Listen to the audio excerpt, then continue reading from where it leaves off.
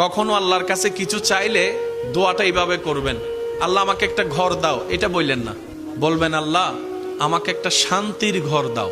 কারণ ঘর পাইলাম যদি শান্তি না থাকে, সে ডুপ্লেক্স বাড়ির দাম কি? কখনো সন্তান চাইবেন না, বলবেন আল্লাহ আমাকে একটা নেককার সন্তান দাও। কখনো চাকরি ব্যবসা খুঁজবেন না, বলবেন আল্লাহ আমাকে হালাল রুজি অর্জনের একটা রাস্তা করে দাও। কারণ আপনার যদি সন্তান সন্ত্রাস হয়ে বসে, বাপদাদা 14 গোষ্ঠীর ইজ্জত, এই সন্তান হওয়ার চাইতো। আমি কি বুঝাতে পারছি কথা?